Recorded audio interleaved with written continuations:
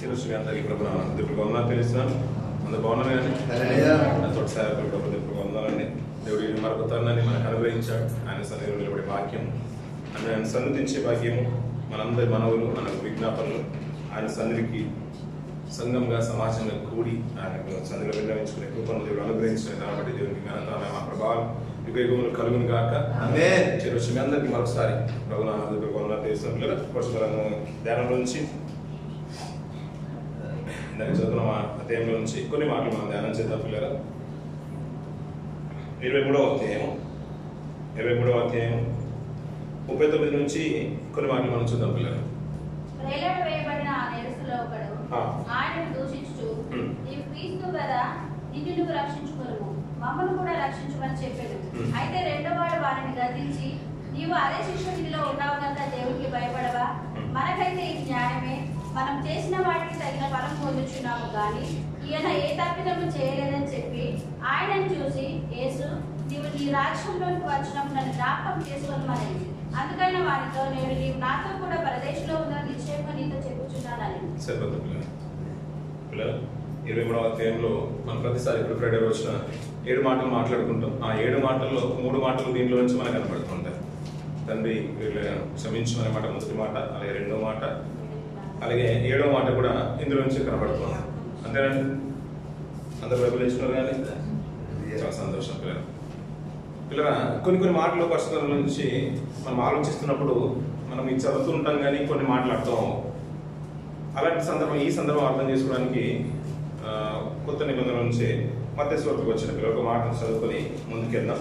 మత్తయి సువార్త 8వ అధ్యాయం 18వ వచనం నుంచి కొన్ని మాటలు మనం చూద్దాం పిల్లలు.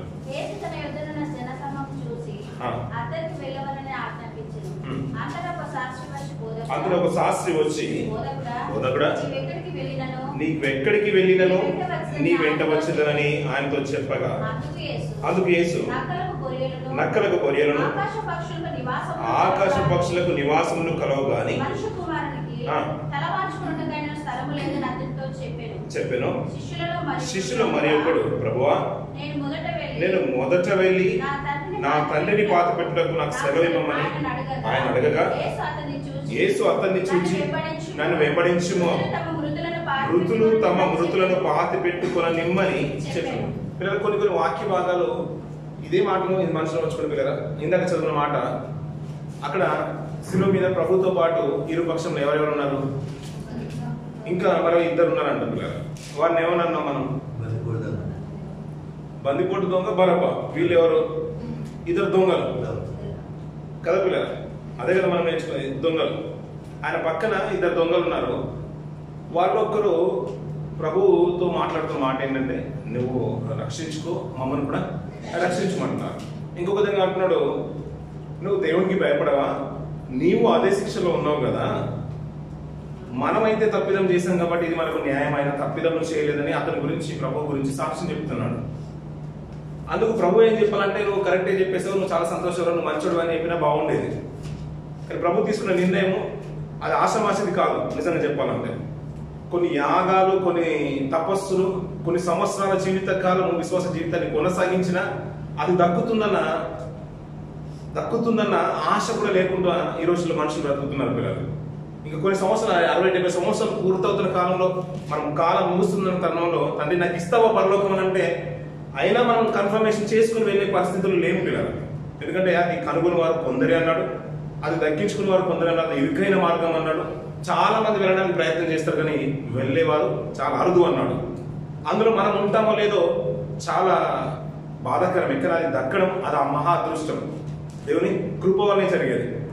గతించిన దినాల్లో ఒక సేవకుడు అంటూ మాట్లాడుతుందంటే, దేవుని కొరకు నువ్వు ఏం చేస్తావు అని అంటే, నేను చాలా ప్రార్థనలు పెట్టించాను, నేను అన్ని చేశాను, మహాసభలు పెట్టించాను, సేవకులకు ఎన్నో వెచ్చించి వారికి అన్ని చేశాను, నేను వెహికల్ కొన్నాను, చర్చ్ కాంపౌండ్ కట్టించాను, మందిరాలు నిర్మించేశాను, సేవకులు నేను పోషించాను అని గొప్పగా చెప్తూ ఉంటే, అయినా ఏదో తక్కువ అవుతుంది, నువ్వు ఏదో చెప్పే ఒక మంచి మాట చెప్పు, దీన్ని బట్టి నేను నీ పరలోకం ఇచ్చేస్తానని యానివర్సరీలో ఒక సేవకులు సాక్ష్యం చెప్తున్నారు పిల్ల. నేను ఇది చేశానంటే భోజనం పెట్టేసాను, అనాథాశ్రమాలు పెట్టాను, అనేకులకు పోయి దానం చేసినట్టు అది బయట కూడా చేస్తున్నారు, దాంట్లో గొప్పతనం ఏమీ లేదు. మరి ఇంకేదైనా గొప్ప విషయం చెప్పు, ఇట్టే నేను పర్లోక ద్వారంలో నేను ద్వారం తీసి నేను లోపల నడిపించేస్తానని అక్కడున్న గేట్ దగ్గర ఉన్న దూత అడుగుతున్నాడు, నేను మహాకార్యం చేశాను, విధవరాలను పోషించాను, అన్ని కోల్పోయిన వారికి అన్ని విధాలుగా దానం చేస్తానంటే, ఇది నువ్వు లోకంలో ఉన్నవారు అలాగే ఉన్నారు, దేవుళ్ళు ఉన్నవారు కూడా అలాగే ఉన్నారు, ఇంకేదో గొప్ప విషయం చెప్పండి. ఇంకేం చెప్పాను, ఎన్నో చేశాను, నాకున్న ఆస్తులు చాలా మటుకు వెచ్చించాను పరిచయం వరకు అంటే అది పెద్ద మ్యాటర్ ఏం కాదు, దాన్ని బట్టి నేను పరలోకం ఇవ్వగలను. నాకు ఏమి లేదు కానీ నేను ఏం చెప్పాను, నా దగ్గర ఏమి లేదు, ఏదైనా ఇవ్వాలనుకుంటే ఆయన కృప వల్లనే ఇస్తే ఇవ్వను. ఆ మాటలో చూసావు, కృప అనే మాట, అది ప్రభు కృప వల్లే జరుగుతుందని వెంటనే ద్వారం తెలిసి లోపలికి పంపించేస్తున్నాడు పిల్లలు. అంటే మనం ఎన్ని చేసినా ఏదైనా దక్కుతుందంటే అది పరలోకం దక్కించుకోబోతున్నమాట, అది కేవలం దేనివల్ల? కృప వల్లనే. నేను అది చేశాను, దాన్ని బట్టి నాకు ఇవ్వు అని చెప్పేంత సాహసం మనం చేయలేం పిల్లలు. నిజంగా చెప్పాలంటే అన్ని సంవత్సరాలు తపస్సు చేసినా ఏదో ఒక పొరపాటు, అంటే 10 ఆజ్ఞలు ధర్మశాస్త్రం అంతా పాటించి చివరికి ఏదైనా పొరపాటులో 99 సంవత్సరాల కాలంలో, అంటే మనం బతికే 100 సంవత్సరాలు అనుకుంటే 99 చేరిన తర్వాత 99 సంవత్సరాలు నేను బాగానే బ్రతికేసాను, అన్ని పాటించేశాను. ఒక్క సంవత్సరంలోనే ఆ చివరి సంవత్సరంలో ఒక్క దాంట్లో తప్పిపోతే ఏమన్నాడు? అన్నిట్లలో తప్పిపోయినాడు. అంటే దాన్ని బట్టి కూడా నిత్యత్వం దొరకదనే మాట మనకు అర్థమవుతుంది. అలాంటిది చివరి దొంగ, మనం అనుకున్న మాట ఏంటంటే దొంగ అన్నాం. దొంగ ఆయన నిత్యత్వానికి వారసుడిగా కనబడుతున్నాడు అక్కడ. అంటే ప్రభు ఇచ్చిన ఆ సర్టిఫికేట్ కానీ ఆయన వాగ్దానం కానీ ప్రామిస్ కానీ అది చిన్న మాట కాదు, ఆశామాషి మాట కాదు అనే విషయం మనకు అర్థమవుతుంది. ఇందాక చదువుకున్న మాట కూడా చూడండి పిల్లల, ఒక ఆయన ఏమో శాస్త్రం వచ్చి నేను వెంబడిస్తాను అంటున్నాడు. ఆయన వెంబడిస్తే వద్దురా నువ్వు వెంబడించద్దు అని చెప్పట్లేదు. ఏమంటున్నాడు? నక్కలకు బొరియలు ఉన్నాయి, ఆకాశ పక్షుల గూళ్ళు ఉన్నాయి, నాకు తల వాల్చడానికి స్థలం లేదు అంటున్నాడు. అంటే ఈ మాటలు చూడండి పిల్లల. ఇంకొక ఆయన శిష్యులు ఒక ఆయన మా తండ్రిని పాతి పెట్టుకోవడానికి సెలవు ఇవ్వమంటే అని అంటున్నాడు, వద్దు, వచ్చి నన్ను వెంబడించు, మృతులను పాతి పెట్టుకున్నాను. అంటే సమాధానం అన్ని కూడా ఒక ఆశ్చర్యకరంగానే ఉన్నాయి, చిక్కుముడిగానే ఉన్నాయి పిల్లల. అంతేందుకు పిల్లల, ప్రభు బోధిస్తూ ఉంటే యోహాను సువార్తలో మనం చూస్తుంటాం, ప్రభు బోధిస్తూ ఉంటే గ్రీసు దేశస్తులు జ్ఞానాన్ని వెతికేవారు. ఏదో చాలా గొప్పగా ఉన్నాడు కదా, విలువైన మాటలు అందిస్తున్నాడు కదా అని చూడడానికి వచ్చేస్తారంట పిల్లలు. ఇప్పటికి కూడా వారికి ఉన్న ప్రాధాన్యత అంత ఇంత కాదు గ్రీసు దేశస్తులకి, వాళ్ళు వెతుకుతూ ఉంటారంట పిల్లలు. అలా ప్రభు కనబడుతూ ఉంటాడు, ఆయన చూడడానికి వస్తూ ఉంటే ఆయన ఉన్న మాట ఏంటంటే, గోధుమ గింజ భూమిలో పడి చచ్చిపోతుంది, తర్వాత అది మొలకెస్తుంది, అలాగే నేను పొందబో దాని గురించి మాట్లాడుతూ సూచిస్తూ ఇప్పుడేం చూస్తారు తర్వాత చూడమని అంటున్నాడు. అంటే వారు కోరిన మాట ఏంటి, ఆయన చెప్తున్న సమాధానం ఏంటి పిల్లల, ఇవన్నీ కూడా అలాగే అనిపిస్తూ ఉంటాయి. కానీ కొన్ని విషయాలు ఏంటంటే పిల్లల, మనం లోతుగా ఆలోచించే వరకు కొన్ని విషయాలు అర్థమవ్వవు పిల్లలు. ఇందాక చదువుకున్న మాటకు వచ్చిన పిల్లలు మత్తయి సువార్త 8వ అధ్యాయం 10 నుంచి కొన్ని మాటలు మనం ఆలోచిద్దాం పిల్లలు.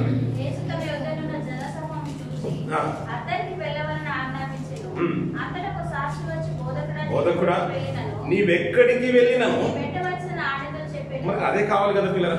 ప్రభుని వెంబడించుకోవాలంటే గొర్రె పిల్లలంటే ఎలా ఉంటుందంట, తన గొర్రెలు ఆయన ఎక్కడికి వెళ్ళినాను, ఎక్కడెక్కడికి వెళ్ళిన ప్రకటన గ్రంథం అంటాడు, ఎక్కడెక్కడికి వెళ్ళిను అక్కడ తన గొర్రెలు వెంబడిస్తూ ఉంటాడు పిల్లలు.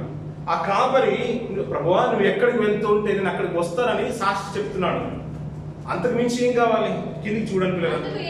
అందుకు యేసు ఆకాశ పక్షులకు నివాస స్థలములు గలవు గాని మనుష్య కుమారుని తలవాల్చుకొనుటకైనా స్థలము లేదని అతనితో చెప్పాడు. సరిపోతుంది పిల్లలు. వద్దన్నా బాగుండేది కదా, అలా వద్దని చెప్పకుండా పైన మాట మాట్లాడుతూ మాట ఏంటంటే స్థలం లేదు అని చెప్తున్నాడు. అంటే నువ్వు వచ్చి నాతో ఉండాలనుకుంటున్నావు, నన్ను వెంబడించాలనుకుంటున్నావు, నన్ను వెంబడిస్తే మామూలుగా ఉండదు కదా. నాతో పాటు కలిసి ఉండడానికి మరి 12 మంది ఉన్నారు, 70 మంది ఉన్నారు, అనేక మంది అతను వెంబడిస్తున్నారు. మరి అందరికి షెల్టర్ ఉన్నప్పుడు ఇతనికి ఒక్కతనికి శాస్త్రికి తక్కువైపోయిందంట స్థానం. చాలా మంది వచ్చేసారు అనుకో పిల్లలు, మనం అందరం భోజనం పెడుతున్నాం ప్రతి వెడ్నెస్డే రోజు, వీలైతే ఫ్రైడే రోజు, సండే రోజు కూడా స్నాక్స్ అందరం తింటున్నాం.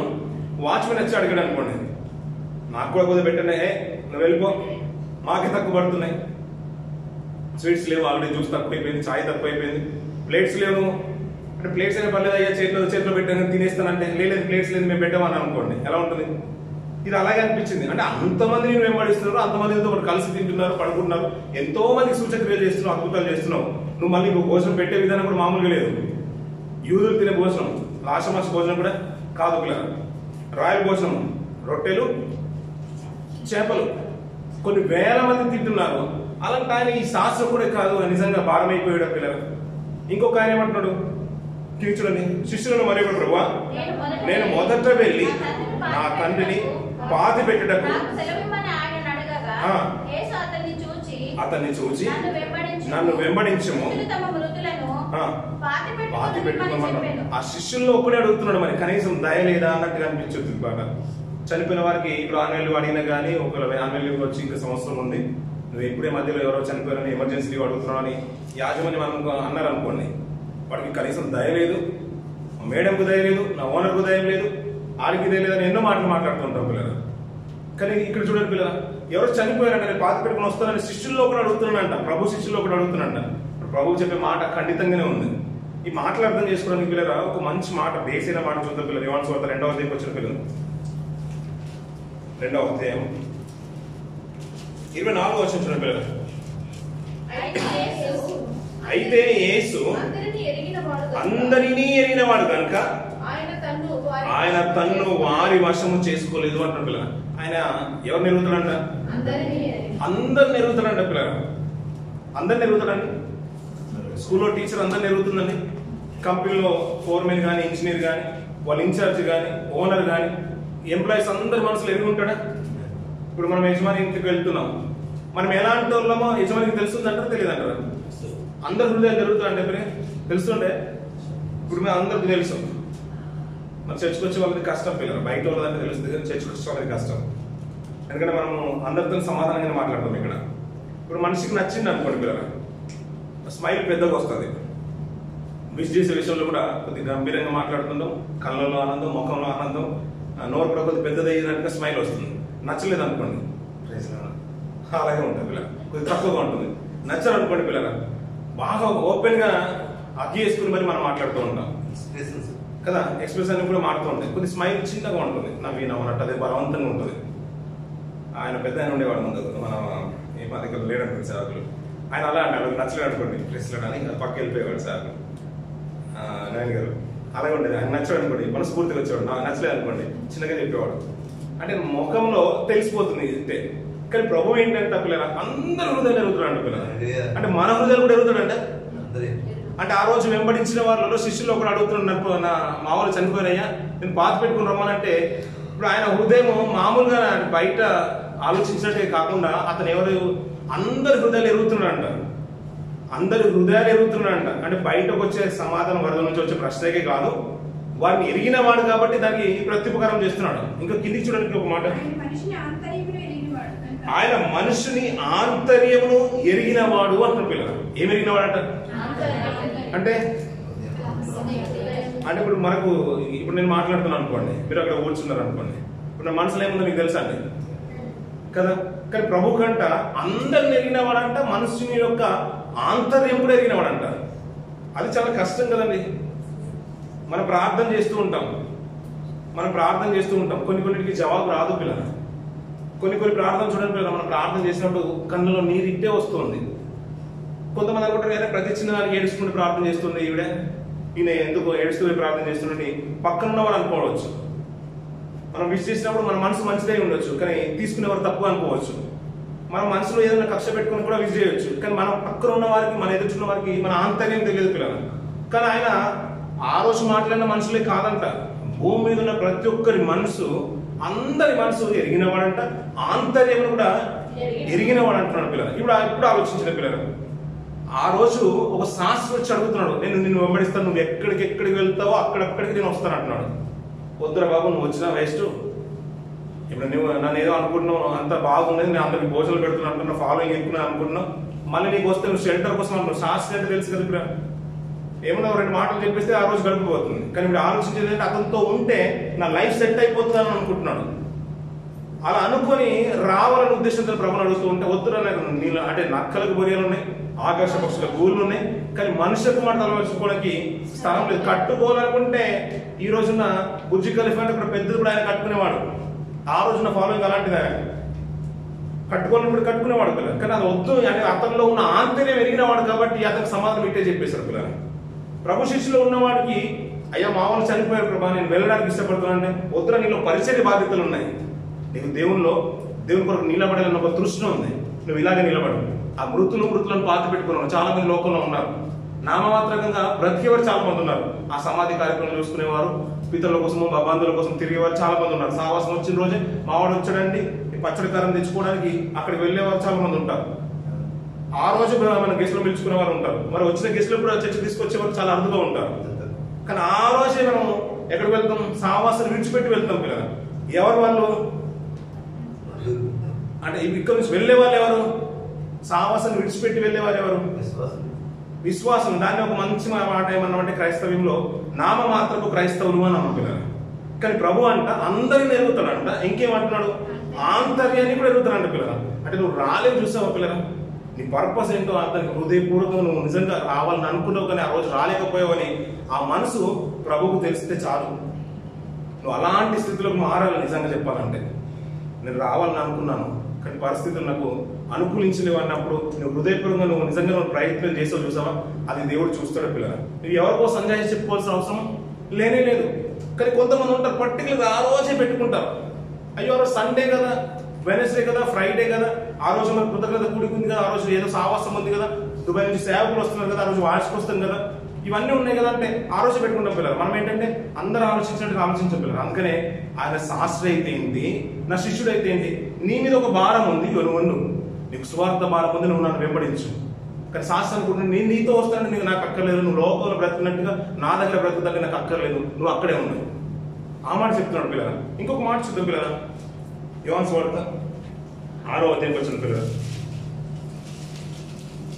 6వ అధ్యాయం 22వ వచనం నుంచి కొన్ని మాటలు చూడండి పిల్లలు.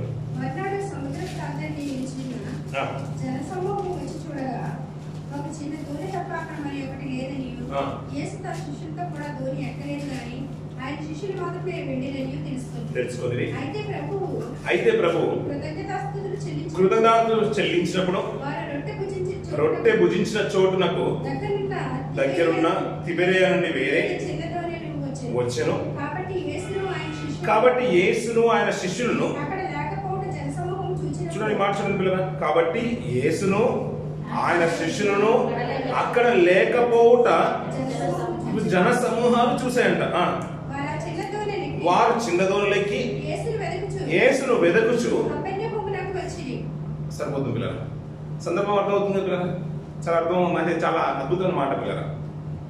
మనం ఇక్కడ నుంచి చాలా దూరం నుంచి డ్యూటీ ముగించుకుని సావాసం వచ్చేస్తాం పిల్లరా. తీర రాగానే ఇక్కడ చర్చ్ లేదు, ఇక్కడ సావాసం లేదు, ఈ రోజు నుంచి ఈ వారం నుంచి అక్కడ మీడియా పార్క్ లో జరగలేదు, న్యూ టెస్ట్మెంట్ చర్చ్ జరుగుతుందని అక్కడికి వెళ్ళిన తర్వాత తెలిసింది అనుకోండి, ఎలా ఉంటుంది పిల్లరా? నేను అంత కష్టపడి వచ్చేసాను, అక్కడి దాకా ఏమైతే వచ్చానో ఇంటికి వెళ్ళిపోదాము, మరి వేడి కూడా ఎక్కువ ఉంది, ఏసీ చాలు చేసుకుని రిలాక్స్ పడుకుంటే సరిపోతుంది. వచ్చిన తర్వాత భోజనం చేద్దాం అనుకున్నాం, కానీ డైలీ భోజనం చేసి పడుకుందాం అన్నట్టుగా అనుకుంటాం. అంతేనండి, అంతేనండి, లేదు కదా? అలా అనుకోరు కాబట్టి చాలా సంతోషం కదా. చాలా మంది అలాగే ఉంటారు పిల్లలు. నిజంగా చెప్తున్న సంఘస్థులు చాలా ఆత్మీయులు ఉన్నారు, సంఘులు బలమైన ప్రార్థన పనులు ఉన్నారు. దేవుడు మిమ్మల్ని మీ కుటుంబాన్ని బహుగా దీవించాలని మనస్ఫూర్తిగా కోరుకుంటున్నాను. ఇలాంటి మాట చూడండి పిల్లలు. జనసమూహం అంటే పిల్లలు వారికి ఆసక్తి చూడండి పిల్లలు, ఆసక్తి చూడండి. ప్రభు అక్కడ లేడంట, వారు వెళ్ళే చోట్ల ప్రభు లేడంట, ఆయన శిష్యులు కూడా లేడంట. శిష్యులు లేడని తెలుసుకున్న వరకు పిల్లలు ఉన్న ప్రాంతం నుంచి కపెర్నహూము చాలా దూరమైన ప్రాంతం పిల్లలు అక్కడికి వెళ్ళిపోయారంట. ఎవరి కొరకు?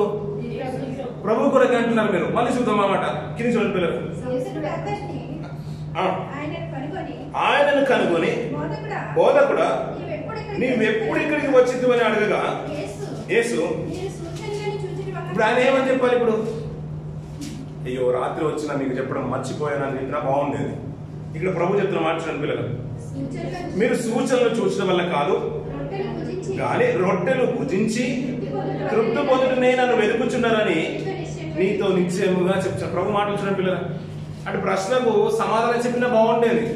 ఆయన ప్రతి ప్రశ్న అలాగే ఉంటుంది పిల్లలు. మరి కైసరు పని ఇవ్వమంటావా? వద్దంటావా అంటే వద్దని చెప్పలేదు, ఆయన ఇవ్వమని చెప్పలేదు. అంటే అది ఎవరి బొమ్మ ఉంది అక్కడ? కైసరు బొమ్మ ఉంటే కైసరికి ఇచ్చేసి, ఇప్పుడు దాంట్లో నన్ను అడగాల్సిన అవసరం లేనే లేదు. అట్లా దేవుని బొమ్మ ఉంటే దేవునికి ఇచ్చేసేది.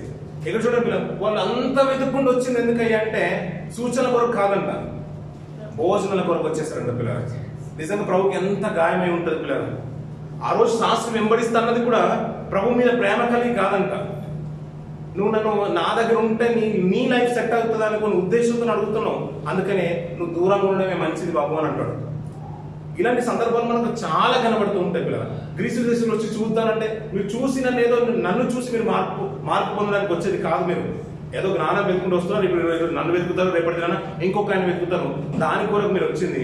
నన్ను చూస్తే ఏం ప్రయోజనం ఉంది? రేపటి దిన నేను సిలువ వేయబడతాను, మూడో దినం తిరిగి లేస్తాను. అప్పుడు వచ్చి చూడండి పునరుత్థానం శక్తి ఏంటో అప్పుడు అర్థమవుతుంది. గోధుమ గింజ ఎలాంటి రూపాంతరం చెందుతుందో అలాంటి స్థితి నాకు కలగబోతుంది. అది ప్రపంచానికి నిజంగా ఆశ్చర్యం కలిగించే సంఘటన. ఆ రోజు రండని ఆ రోజు తిరస్కరించే సందర్భం కూడా మనం బాగా తెలిసి పిల్లలు. ఇప్పుడు దొంగ దగ్గరకు వచ్చాను పిల్లలు. 23వ అధ్యాయం 39 చూడండి పిల్లలు. ఆయనను దూషించు నువ్వు క్రీస్తు కదా. అంటే క్రీస్తు కదా అంటే క్రీస్తు అనే మాటకు అంతేనా? యేసు అంటే రక్షకుడు, క్రీస్తు అంటే అభిషక్తుడు. అంటే నువ్వు అభిషక్తుడు అంటే ఇంతకాలం ప్రపంచం అంతా ఎదురు చూసింది ఎందుకు అంటే ఇది మనసులో అంటే నిజంగా విశ్వసించి ఆ మాట అంటున్నాడు. అంటే ప్రభువునంట యేసు ప్రభు అని క్రీస్తు అని మనం ఒప్పుకుంటే, నోటితో ఒప్పుకుంటే సరిపోతుంది. రోమేయుల పత్రికలు మనం చూస్తూ ఉంటాం. మన హృదయం అందు విశ్వసించాలంట. ప్రభువును నోటితో ఒప్పుకుంటే సరిపోతుంది. మన పాట కూడా ఉంటుంది మంచి పాట. అంటే ఒప్పుకొనినా చాలు నీకేమైపోతుంది? పరలోక భాగ్యము నీ కబ్బును అనే మాట మనం వింటూ ఉంటాం పిల్లల పాటలు. నోటితో ఒప్పుకుంటే చాలంట. నువ్వు క్రీస్తు కదా, నిన్ను నువ్వు రక్షించుకో, మమ్మల్ని కూడా రక్షించుము. అయితే రెండవ వాడు గద్దించి నువ్వు అదే శిక్షా విధిలో ఉన్నావు కదా. ఇక్కడ చూడండి పిల్లల, అంటే అతనిలో ఉన్న మార్పు చూడండి. అంటే ఇప్పుడు మనం ముగ్గురం ఉన్నది అదే శిక్షా విధిలో ఉన్నాం కదా.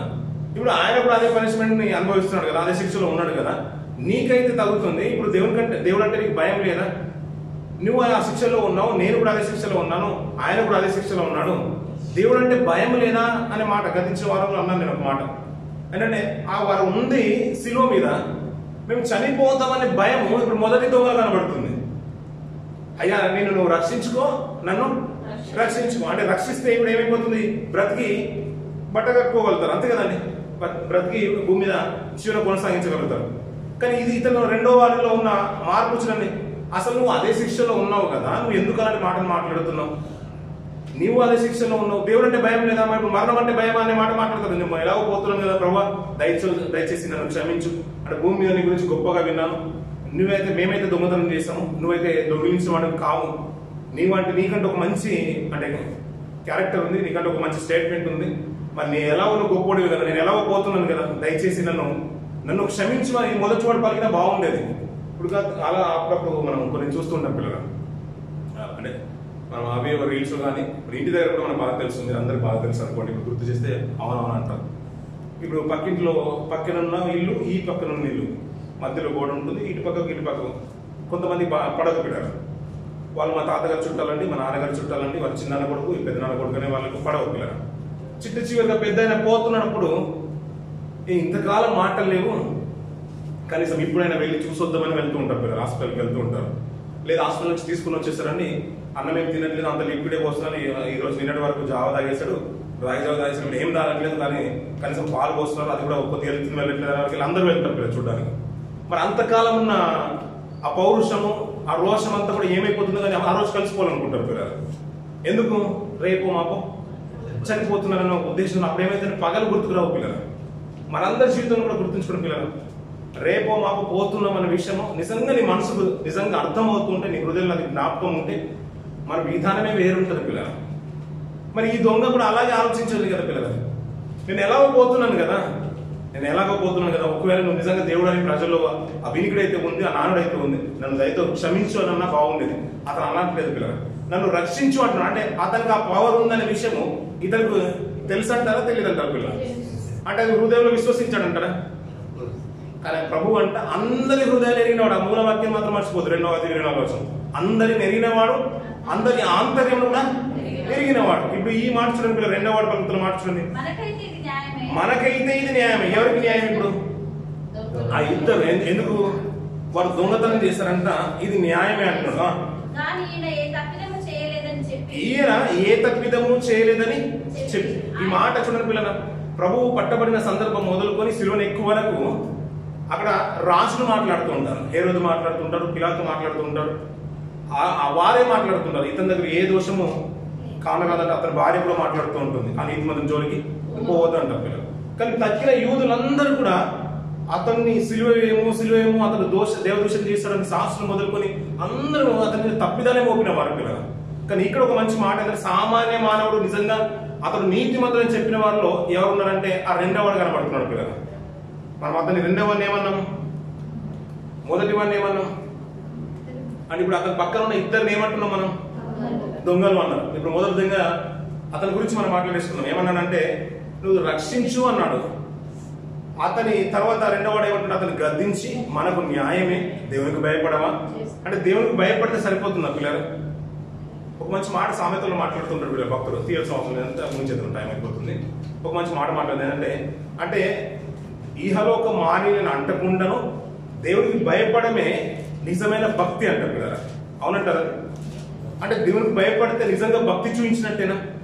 అంటే తప్పు చేసిన ప్రతిసారి దేవుడు చూస్తాడని మన చేతుల్ని దగ్గర పెట్టుకోవడం, ముడుచుకోవడం, మనసులోకి ఆ కల్మషమైన మాట కానీ కల్మషమైన ఆలోచన కానీ మనం పుట్టకుండా మన మనసును నియంత్రించుకోవడం, చెడు చూడకుండా మన కళ్ళను నిబంధన చేసుకోవడం. ఎందుకంటే దేవుడు నన్ను వెనకాల, నేను అతనికి సమాధానం చెప్పాలని ప్రతి దాంట్లో నువ్వు దేవుడికి భయపడుతున్నంట, అదే భక్తి అంట పిల్లలు. ఇతను ఉన్న చూడ మాట మేము మరణంకి వెళ్ళిపోతున్నాం కదా అని ఆలోచన కాదు. నువ్వు దేవునికి భయపడవా, ఇది మనకు న్యాయము, ఇతను నీతిమంతుడు అని చెప్తూ కింది చూడండి పిల్లలు.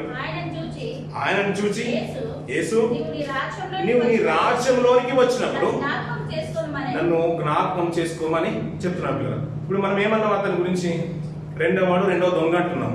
అతను ఉన్న మంచి మనసు ఏంటంటే, అంటే మంచి ఆలోచన ఏంటంటే, ప్రభువా నీలో తప్పిదం ఏం లేదు, దయచేసి అంటే అతను ప్రభు వైపు చూసి నువ్వు నీ రాజ్యంతో వచ్చినప్పుడు, నీ రాజ్యంలో అంటూ కిందికి మాట రాజ్యంతో వచ్చినప్పుడు నన్ను జ్ఞాపకం చేసుకో.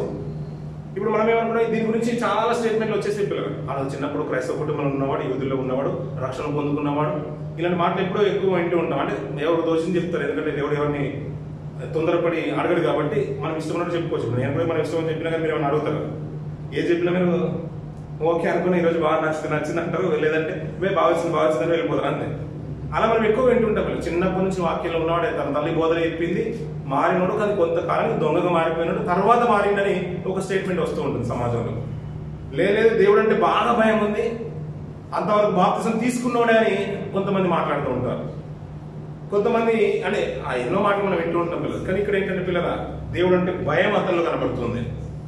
ప్రభువు అందుకని అన్న పిల్లల ఆ 2వ అధ్యాయం 24వ వర్షం మూలవాక్యం అందరినీ ఎరిగినవాడంట, ఆంతర్యమును కూడా ఎరిగినవాడు. ఇప్పుడు మొదటివాడు ఏ ఉద్దేశంతో అన్నాడో ప్రభువుకు తెలుసు, ఈ రెండవవాడు ఏ ఉద్దేశంతో అన్నాడో ఎవరికి తెలుసు? ప్రభువుకు తెలుసు. ఇప్పుడు అంతే, ఆయన భూమి మీద మనుష్య కుమారుడి కంట పాపాలు క్షమించుటకు అధికారం కలదంట పిల్లల. ఆ మాట చూడండి పిల్లల.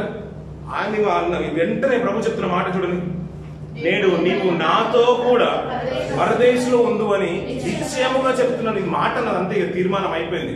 నేను చెప్పానంటే అది జరిగిపోతుంది అన్నట్టుగా ఖండితంగా చెప్పేశాడు పిల్లల. ఒక ధనవంతుడు అతను వెంబడించడానికి పరిగెత్తుకుని ఎవరు వచ్చేసాడంట.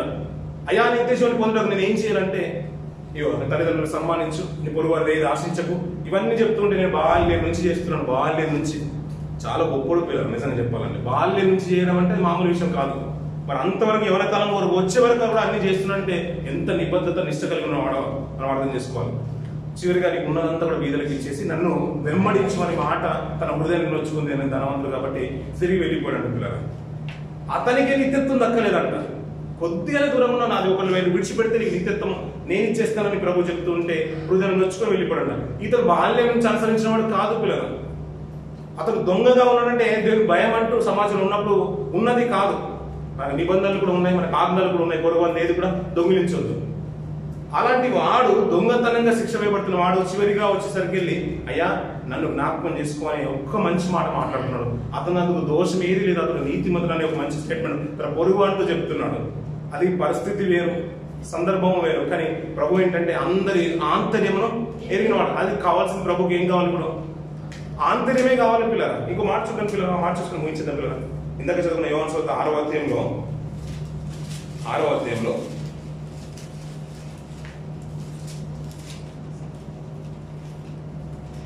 30వ వచనం నుంచి మాట చూడండి పిల్లలు.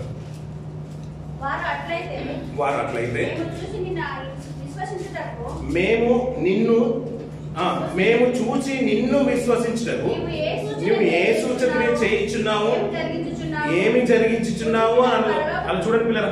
ఎంతో దూరం నుంచి వచ్చేసారు, ఎక్కడి నుంచో ఉండి కెపెర్నహూముకు బోట్లు వేసుకుని వచ్చేసారు, చిన్న చిన్న బోట్లలో వచ్చేసారు అంతమంది.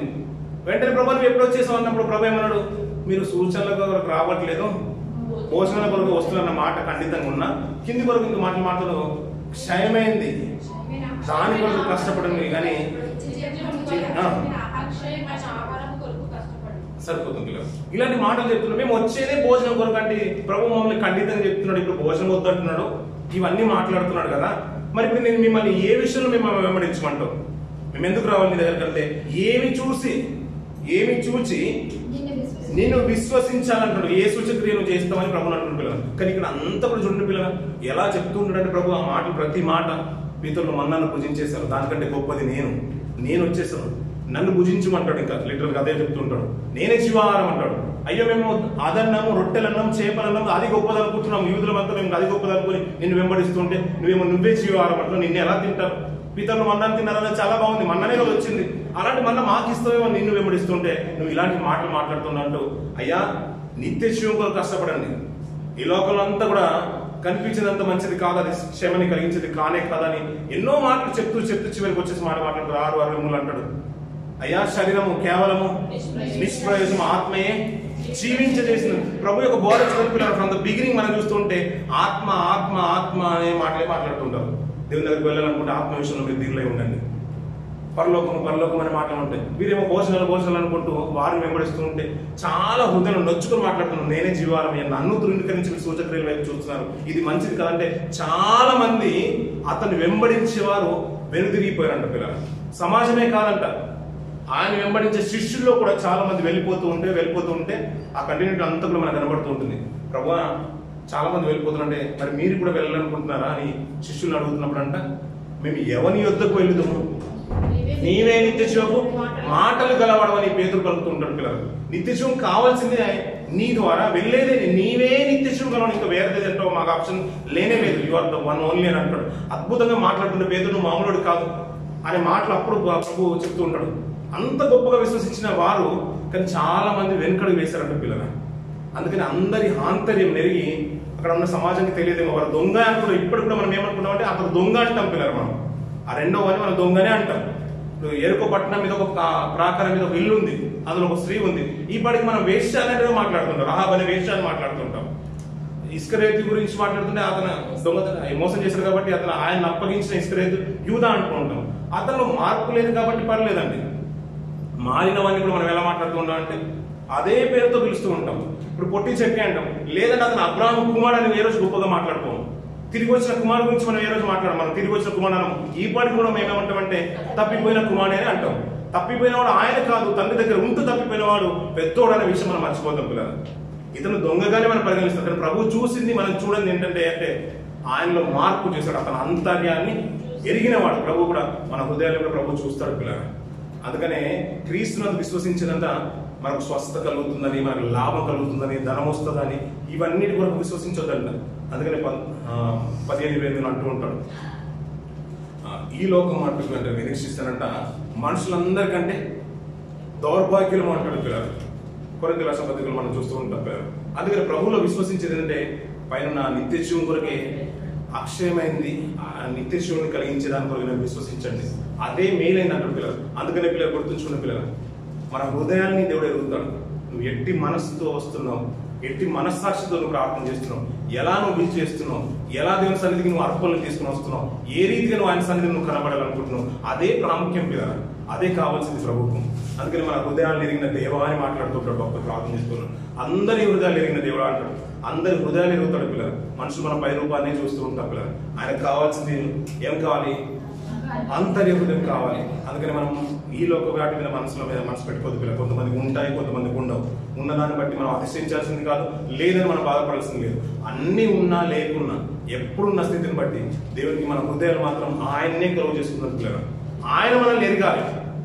అందరి హృదయాలు ఆయన ఎలాగైతే ఎరుగుతాడో, పలానా సంఘంలో పలానా వ్యక్తున్నాడు, అతన్ని నేను ఎరుగుదును అనే మాట మన స్నేహితుడు, నిజమైన స్నేహితుడు ఆయన చెప్పాలి. మన హృదయాన్ని ఎరిగి చెప్పాలి. అతను కడు బీదలో కూడా కానికి ఇచ్చేసిందంటే ఆమె హృదయాన్ని ఎరిగాడు.